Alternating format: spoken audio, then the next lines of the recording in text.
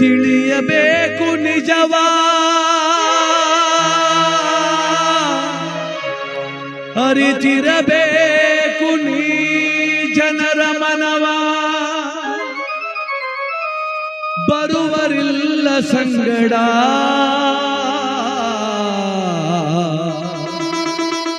ನಿನ್ನ ಕರ್ಮಕ್ಕೆ ನೀನೇ ಆಧಾರ. ಮಾಡಿದ ಕರ್ಮವೇ ನಿನ್ನ ಜೊತೆಗಾರ. ಬಂಧು ಬಾಂಧವರು ಈ ದೇಹದ ಬಂಧುಗಳಷ್ಟೇ, ಅರಿತು ಬಾಳಲು ಬೇಕು ನಿತ್ಯ ಸತ್ಯವಾ ಮನುಜ. ಯಾರು ಬರುವರು ನಿನ್ನ ಹಿಂದೆ, ಇತ್ತ ಬಾಯೆಂದು ಯಮ ಭಟರು ಎಳೆದೊಯ್ಯುವಾಗ. ಯಾರು ಬರುವರು ನಿನ್ನ ಹಿಂದೆ, ಇತ್ತ ಬಾಯೆಂದು ಯಮ ಭಟರು ಎಳೆದೊಯ್ಯುವಾಗ. ಯಾರು ಬರುವರು ನಿನ್ನ ಹಿಂದೆ.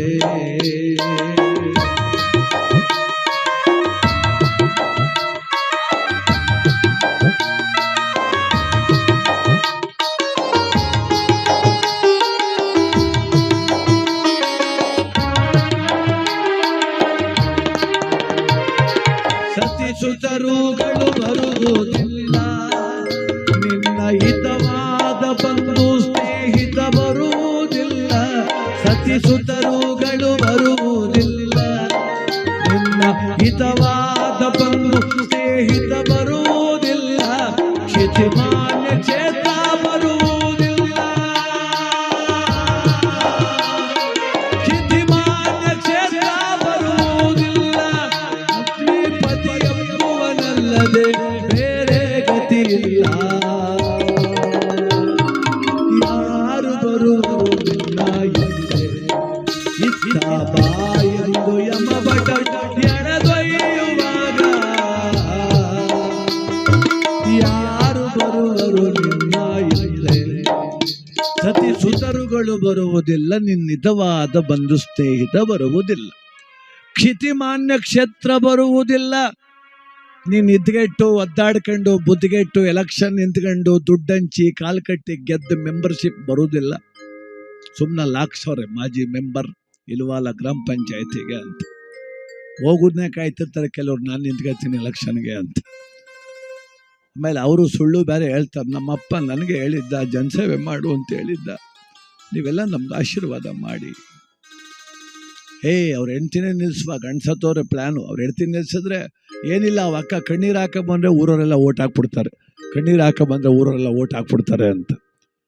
ಅದಕ್ಕೆ ಕ್ಷಿತಿಮಾನ್ಯ ಕ್ಷೇತ್ರ, ನೀನು ಪಡೆದ ಅಧಿಕಾರ, ನಿನ್ನ ದರ್ಪ ದೌರ್ಜನ್ಯ, ನಿನ್ನ ಕಲಾವಿದ, ನಿನ್ನ ಸಾಧನೆ, ರಾಜ್ಯೋತ್ಸವ ಪ್ರಶಸ್ತಿ ಇವೆಲ್ಲ ಜೊತೆಗೆ ಬರುವುದಿಲ್ಲ, ಪ್ರಯೋಜನವೂ ಇಲ್ಲ. ಯಾವುದೋ ಲ್ಯಾಬ್ಗೆ ಹೋಗಿದ್ದೆ ಬ್ಲಡ್ ಟೆಸ್ಟ್ ಮಾಡಿಸೋಕ್ಕೆ, ಹುಷಾರಿಲ್ಲ. ಅದ್ಯಾವುದೋ ಹೊಸ ಲ್ಯಾಬು, ಹೊಸ ಕಂಡೀಷನ್ಗಳು. ಆ ಲ್ಯಾಬ್ದೊಂದು ಹುಡುಗ ಒಂದು ಫಾರಮ್ ಕೊಟ್ಟ, ಫಿಲಪ್ ಮಾಡಿಕೊಡಿ. ನೀವು ಫಿಲಪ್ ಮಾಡಿಕೊಟ್ರೆ ನಾವು ಅದನ್ನು ಕಂಪ್ಯೂಟರ್ ಅಪ್ಡೇಟ್ ಮಾಡ್ತೀವಿ, 3 ತಿಂಗಳು ನಿಮ್ಗೆ ಸಲಹೆ ಸೂಚನೆ ಕೊಡೋಕೆ ಅನುಕೂಲ ಆಗ್ತದೆ ಅಂದ. ಫಾರಮ್ ಕೊಟ್ರ, ಅಲ್ಲಿ ಎಲ್ಲ ವಿವರಗಳ ಬಗ್ಗೆ ಇತ್ತು, ಹೆಸರು, ವಯಸ್ಸು, ನಿಮ್ಮ ವಿಳಾಸ ಅಂತೆಲ್ಲ ಇತ್ತಲ್ಲ. ಹೆಸರು ಅಂತಿದ್ದ ಕಡೆ ನಾನು ಉಮೇಶ್ ಅಂತ ಬರೀಬೇಕಿತ್ತು. ಹಾಳಾದ ಪಿತ್ತ ನೆತ್ತಿ ಹತ್ತದ ನಮಗೂ ಒಂದೊಂದ್ಸಲ ಅಹಂಕಾರ ಬರ್ತದೆ. ಎಲ್ಲ ಹೊಗಳ್ಬಿಡ್ತಾರಲ್ಲ, ನಮ್ಮ ಚೆನ್ನಾಗಿ ಆಡ್ತೀರಿ ಅಂತ. ಅದಕ್ಕೆ ನಾನೇನು ಮಾಡಿದೆ, ನನಗೇನೇನು ಪ್ರಶಸ್ತಿ ಬಂದಿದ್ದು ಎಲ್ಲ ಬರೆದೆ. ರಾಜ್ಯೋತ್ಸವ ಪ್ರಶಸ್ತಿ ಪುರಸ್ಕೃತರು, ಜನಪದ ರತ್ನ, ಜನಪದ ಜಾಣ, ಜನಪದ ಕಿಂಕರ, ವಾಕ್ಚತುರ ಶಿರೋಮಣಿ, ಪ್ರಖ್ಯಾತ ಗಾಯಕರು, ಕೀರ್ತನಾಕಾರರು, ಶಿವಾರ ಉಮೇಶ್ ಅಂತ ಬರೆದೆ. ಎಲ್ಲ ಫಿಲಪ್ ಮಾಡಿಕೊಟ್ಟೆ. ಆ ಹುಡುಗ ಈಸ್ಕೊಂಡು ಕಾಲಿಂದ ತಲೆಗಂಟ ನಾನು ನೋಡ್ಬಿಟ್ಟು, ಇದರಲ್ಲಿ ನಿನ್ನ ಹೆಸರು ಯಾವುದು ಅಂದ. ಉಮೇಶ್ ಅಂತದಲ್ಲ ಅದು ಒಂದೇ. ಮತ್ತು ಇವೆಲ್ಲ ಯಾಕಯ್ಯ ಬರೆದಿದ್ದೆ ಅಂದ. ಅವೆಲ್ಲ ನಂಗೆ ಬಂದಿರುವಂಥ ಬಿರುದುಗಳು ಒಂದೇ. ಅವನಂದ ಹಿಂಗೆ ಪುಡ್ಸತ್ತಿಲ್ದಂಗೆ ನಿದ್ಗೆಡ್ತಿದ್ರೆ ಒತ್ತಡ ಬಿದ್ರು ತಗೋಬೇಕಾಯ್ತದೆ, ಹೊಡೆದಾಕು ಮೊದಲು ಅಂದ ಅವನು. ಆಗ ಗೊತ್ತಾಯ್ತು ವ್ಯಾಲಿಬಲ್ ಎಲ್ಲಿಗೆ ಬರ್ತದೆ, ಕ್ಷಿತಿಮಾನ್ಯ ಕ್ಷೇತ್ರ ಬರುವುದಿಲ್ಲ. ಲಕ್ಷ್ಮೀಪತಿ ಎಂಬುವನಲ್ಲದೆ ಬೇರೆ ಗತಿ ಇಲ್ಲ. ಯಾರು ಬರುವರು ನಿನ್ನ ಹಿಂದೆ, ಇತ್ತ ಬಾಯನ್ನು ಯಮಭಟರು ಎಳೆದೊಯ್ಯುವಾಗ. ಯಾರು ಬರುವರು ನಿನ್ನ ಹಿಂದೆ.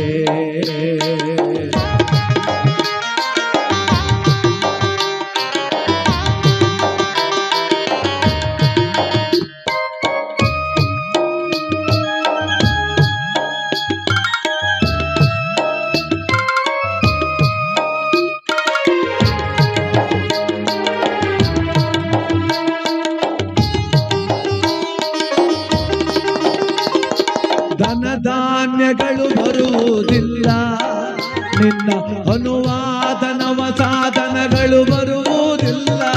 ಧನಧಾನ್ಯಗಳು ಬರುವುದಿಲ್ಲ, ನಿನ್ನ ಅನುವಾದ ನವ ಸಾಧನಗಳು ಬರುವುದಿಲ್ಲ. ಜನನಿ ಜನಕರು ಬರುವುದಿಲ್ಲ, ಜನನಿ ಜನಕರು ಬರುವುದಿಲ್ಲ. ನಮ್ಮ ಹನುಮಯ್ಯನ ಹೊರತು ಬೇರೆ ಇಲ್ಲ. ಧನಧಾನ್ಯಗಳು ಬರುವುದಿಲ್ಲ, ನಿನ್ನ ಅನುವಾದ ನವಸಾಧನಗಳು ಬರುವುದಿಲ್ಲ. ಕೆಲವ್ರದ್ದು ಒಂಥರ ಚಾಳಿ, ನಾ ಸ್ಕೂಟರ್ ತಗೊಂಡ್ರೆ ಯಾರಿಗೂ ಮಾರಲ್ಲ, ನಾನು ಕಾರ್ ತಗೊಂಡ್ರೆ ಯಾರಿಗೂ ಮಾರಲ್ಲ. ಏನು ತಗೊಂಡು ಮಾರದಿರೋದು ನಿನ್ನೆ ಮಾರಾಕೋಗಿ ನಿಂತದೆ ಪ್ರಪಂಚ. ಅದಕ್ಕೆ ಯಾವತ್ತೂ ಕೂಡ ಅಷ್ಟೇ, ನಮ್ಮ ಜೀವನದಲ್ಲಿ ಶಾಶ್ವತ ಅನ್ನೋದು ಏನೂ ಇಲ್ಲ ನೋಡ್ರಿ. ನಮ್ಮ ದೇಹನೇ ಶಾಶ್ವತ ಇಲ್ಲ, ಮತ್ತಿನ್ಯಾರು ನಮ್ಮ ಜೊತೆ ಶಾಶ್ವತವಾಗಿರ್ತಾರೆ? ಅಯ್ಯೋ ನಾ ಸಾಕ್ಬಿಟ್ಟೆ, ಈಗ ಹಂಗಾಗ್ಬಿಟ್ಟ, ನಾನು ಅವ್ನಿಗೆ ಸಹಾಯ ಮಾಡಿದೆ, ನಂಗೆ ಮಾಡದೆ ಹೋದ. ಅದೇ ಮೊದಲನೇ ತಪ್ಪು. ಯಾವುದು ಗೊತ್ತಾ? ಉಪಕಾರ ಮಾಡ್ಬಿಟ್ಟು ಪ್ರತ್ಯುಪಕಾರ ಬಯಸ್ತಾ ಇರೋದೇ ಮೊದಲನೇ ತಪ್ಪಾಗಿರೋದು ನಮ್ಮದು. ಅಲ್ಲ, ಅವನು ಕಷ್ಟ ಅದೇ ಅಂತ ಉಪಕಾರ ಮಾಡಾಯ್ತು, ನಾವೇನು ಕೈ ಮುಗಿಬೇಕು ಗೊತ್ತಾ ದೇವ್ರಿಗೆ? ಅವ್ನು ನನಗೆ ಉಪಕಾರ ಮಾಡಲಿ ಅಂತ ಕೈ ಮುಗಿಬಾರ್ದು. ಅವನು ಬಂದರೂ ಕಷ್ಟವೇ, ನಂಗೆ ಬರೋದು ಬೇಡ, ಅವನು ಉಪಕಾರ ಮಾಡೋದು ಬೇಡ ಅಂತ. ನಾನು ಅವನಿಗೆ ಸಾಲ ಮಾಡ್ಕೊಂಬಿಟ್ಟವನೇ, 20,000 ಕೊಟ್ಟೆ, ನನಗೆ ಗ್ರಾಚಾರ ಕಮ್ಮಿಯಾಗಿ ಸಾಲ ಅಲ್ಲಿ. ಅವ್ನು ನಂಗೆ ಕೊಡಲಿಲ್ಲ ಅಂದರೆ ನನ್ನ ಕಷ್ಟ ಬರಬೇಕು ಅಂತ ಅರ್ಥ. ಬೇಡ ಬಿಡು, ಪರವಾಗಿಲ್ಲ, ನನ್ನ ಜೀವಮಾನ ಪೂರ ಕೊಡುವಂಗೆ ಇಡು ಶಿವನೇ, ಆಯ್ತು. ಅವನು ಹಂಗೆ ಇರಲಿ, ಹಂಗೆ ಇರಲಿ, ಅವನು ಬೇಡಂಗೆ ಇರಲಿ. ಅವನು ನನಗೆ ಮಾತ್ರ ಆ ಸ್ಥಿತಿ ಕೊಡಬೇಡ. ಯಾರಿಗೋ ಹುಷಾರಿಲ್ಲ, ಹೋಗೊಂದು ಬಾಟ್ಲು ರಕ್ತ ಕೊಟ್ಬಿಟ್ಟು ಬಂದೆ ನಾನು ರಕ್ತ ಕೊಟ್ಟೆ, ಅವ್ನು ನನಗೆ ಯಾಕೆ ಕೊಡಲಿಲ್ಲ ಅಂದರೆ ನಾನು ಹುಷಾರಿಲ್ಲದೆ ಮನಿಕೋಬೇಕಾಯ್ತದೆ. ಹುಷಾರಿಲ್ಲದೆ ಮನಿಕೋದು ಬೇಡ, ಅವ್ನು ರಕ್ತ ಕೊಡೋದು ಬೇಡ. ನನಗೆ ಒಂದು 70 ಸಲ ರಕ್ತ ಕೊಡುವಂಥ ಯೋಗ ಕೊಡು ಶಿವನೇ, ಸಾಕು. ಅಲ್ಲಿಗೆ ನನ್ನ ಆರೋಗ್ಯನೂ ಚೆನ್ನಾಗಿದೆ. ಅದಕ್ಕೆ ಉಪಕಾರಕ್ಕೆ ಕೆಲವು ಸಲ ಪ್ರತ್ಯುಪಕಾರ ಬಯಸುವುದೇ ತಪ್ಪು. ಅದು ಅವನಲ್ಲಿರಬೇಕು. ಯಾರು ಪಡ್ಕೊಂಡು ಅವನಲ್ಲಿರ್ಬೇಕು ಅದು ಹೊರತು ನಾನು ಕೊಟ್ಟೆ ನೀನು ಕೊಡಲಿಲ್ಲ, ನಾನು ಕೊಟ್ಟೆ ನೀ ಕೊಡಲಿಲ್ಲ, ಅದು ಬಿಡಬೇಕು. ಅನುವಾದ ನವಸಾಧನಗಳು ಬರುವುದಿಲ್ಲ, ಬಿಟ್ಟಿರೋಕ್ಕಾಗೋದಿಲ್ಲ. ಮೊಬೈಲ್ ಇವಾಗ ಬಿಟ್ಟಿರೋಕ್ಕಾಗೋದಿಲ್ಲ. ಹಾಸ್ಪಿಟ್ಲಲ್ಲಿ ಹೆಣ್ಮಗಳಿಗೆ ಹೆರಿಗೆ ಆಯ್ತಂತೆ, ಮೊದಲನೇ ಹೆರಿಗೆ, ಪಾಪ ಬಹಳ ತ್ರಾಸ ಆಯಿತು. ಮಗು ಆಪ್ರೇಷನ್ ಮಾಡಿ ಹೊಟ್ಟೆಯನ್ನು ತೆಗೆದ ಮೇಲೆ ಆ ಮಗುನ ಉಸಿರಾಟದ ತೊಂದರೆ, ಇವಳು ಪ್ರಜ್ಞೆ ಹೊಂಟೋಯ್ತು. ಆ ಮಗುನ ತಗೊಂಡು ಐಸಿಯುಗೆ ಇಟ್ಟರು. ಜ್ಞಾನವೇ ಬಂದಿಲ್ಲ ಹೆಣ್ಮಗಳಿಗೆ. ಒಂದು 10 ನಿಮಿಷ ಆಯ್ತಲೆ ಕಣ್ಬಿಟ್ಟು ಪಕ್ಕ ಕೈ ಇಡ್ತಾಳೆ, ಕೈಗೆ ಸಿಗ್ತಾ ಇಲ್ಲ ಮಗು.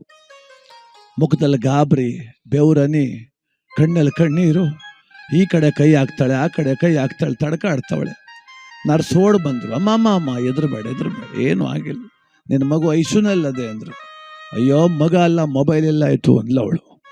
ಹೆದ್ದೇಟ್ಗೆ ಕೈಗೆ ಮೊಬೈಲ್ ಸಿಕ್ಬೇಕಲ್ಲ, ಹಾಳಾದ್ ನಮ್ಮ ಕೈಗೆ. ಅಷ್ಟು ಅನುವಾದ ನವಸಾಧನ ಇದು, ಯಾವುದೋ ಮೊಬೈಲ್. ಇವಾಗ ನಾವು ಎದ್ದ ತಕ್ಷಣ ಕಣ್ಮುಂದೆ ಕಾಣ್ಬೇಕದು ಮೊಬೈಲ್.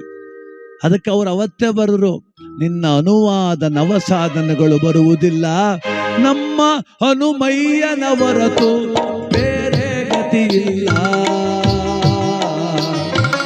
ಯಾರು ಬರುವರು ನಿನ್ನ ಹಿಂದೆ, ಇತ್ತ ಬಾಯನ್ನು ಯಮಭಟರು ಎಳೆದೊಯ್ಯುವಾಗ.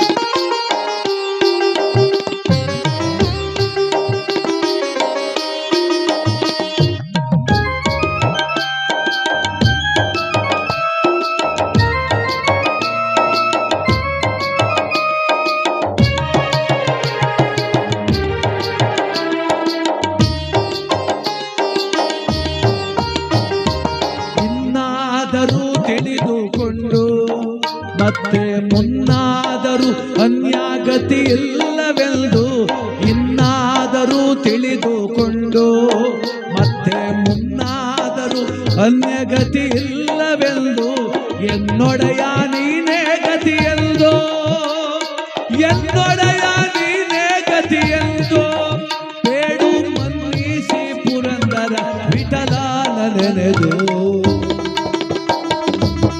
ಇನ್ನಾದ್ರೂ ತಿಳ್ಕೊ, ನಮ್ದೇ ಬೀದಿಲ್ 3 ಮಕ್ಕಳು ಸತ್ತವ್ರು ನೋಡು, ಅರ್ಥ ಮಾಡ್ಕೊ. ಭಾಳ ಬದುಕಬೇಕಾದ ಯುವಕ ಪ್ರಾಣ ಬಿಟ್ಟವ್ನು ನೋಡು.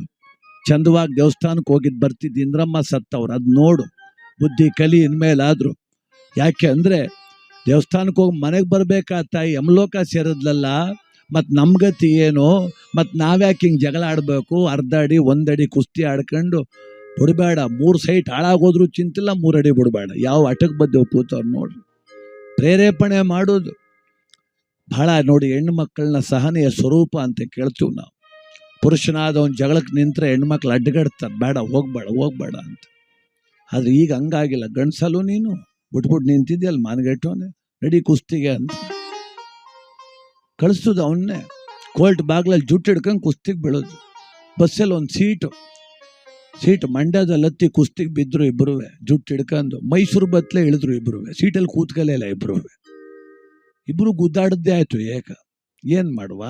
ಅದಕ್ಕೆ ಇನ್ನಾದರೂ ತಿಳಿದುಕೋ, ಮತ್ತೆ ಮುನ್ನಾದರೂ ಅನ್ಯಗತಿ ಇಲ್ಲವೆಂದು ಎನ್ನೊಡೆಯ ನೀನೇ ಗತಿ ಎಂದು ಬೇಡು ಮನ್ನಿಸಿ ಪುರಂದರ ವಿಠಲನ ನೆನೆದು. ಯಾರು ಬರುವರು ನಿನ್ನ ಹಿಂದೆ ಇತ್ತ ಬಾ ಎಂದು ಯಮ ಭಟರು ಎಳೆದೊಯ್ದರು